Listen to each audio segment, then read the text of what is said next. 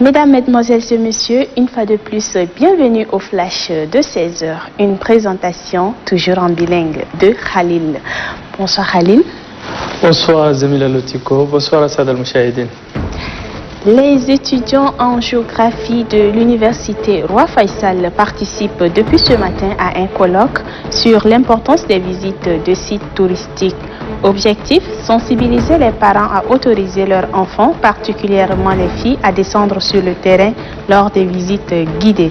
À travers une visioconférence, les docteurs en géographie de l'Irak et la France ont pris part en soulignant qu'on ne saurait apprendre la géographie sans une descente sur le terrain.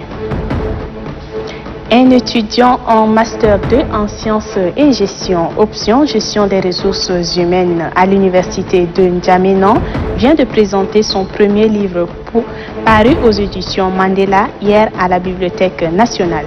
La séduction séduisante, ouvrage de 119 pages divisé en 13 grandes parties, met en exergue les maux qui minent la société tels que l'injustice sociale, la maladie, la recherche de l'emploi, le désespoir. La séduction séduisante est une interpellation à la prise de conscience.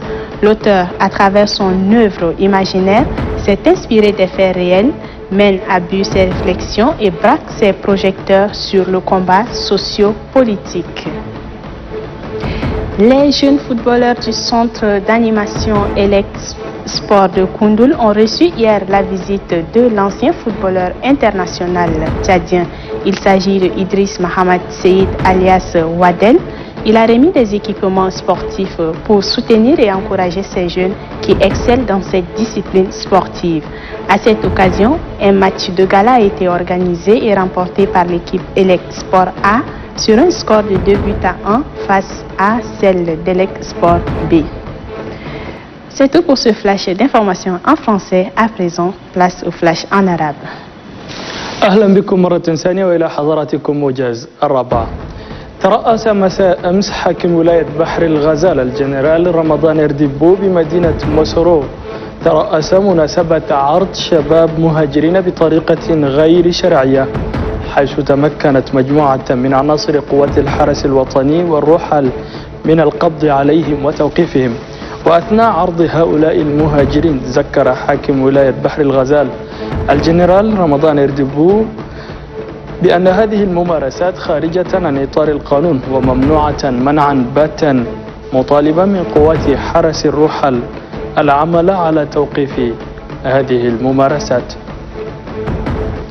شهدت صباح اليوم قاعة الشيخ الدكتور حسن حسين بكر بجامعة الملك فيصل بتشاد ندوة علمية بعنوان أهمية الدراسة الميدانية الجغرافية، وقد شارك في هذه الندوة عدة باحثين في مجال الجغرافيا، حيث شاركت الجامعة ممثلة بنائب رئيس الجامعة الدكتور أبو بكر ولرمدو ونائبة عميد كلية الشارقة الدكتورة سمية حسين مسار، فيما شارك عبر تقنية الفيديو كل من الدكتور محمد العياري رئيس الجمعية التونسية والدكتور محمد الدليمي والبروفيسورة حنان صبحي من دولة العراق إلى جانب عدد من الباحثين.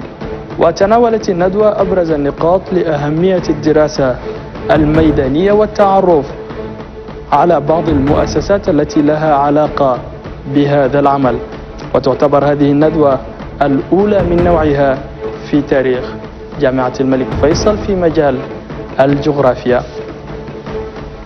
خلال بيان صحفي قدمه رئيس حزب النصر الدكتور محمد النظيف يوسف بمناسبة الذكرى 14 منذ تأسيس الحزب، حيث عرض الرئيس المؤسس للحزب حصيلة مشاركة الحزب في الاستحقاقات الانتخابية التي شهدتها البلاد في الأعوام الماضية، وقد أشاد بجهود أعضاء الحزب ومناضليه مما نتج عنها فوز الحزب بمنصب بالجمعية الوطنية. كما وقع على اتفاقية تحالف مع حزب الحركة الوطنية للإنقاذ في أغسطس 2007. وكان الحزب عضوا في الإطار الوطني للحوار السياسي ومشارك في تأسيسه. نهاية الموجز. أشكركم على طيب الانتباه والمتابعة. لقاؤنا معكم يتجدد في قادم الأيام. شكرا جزيلا لكم. Merci de nous avoir suivis et surtout restez en compagnie de nos programmes. Au revoir et à demain.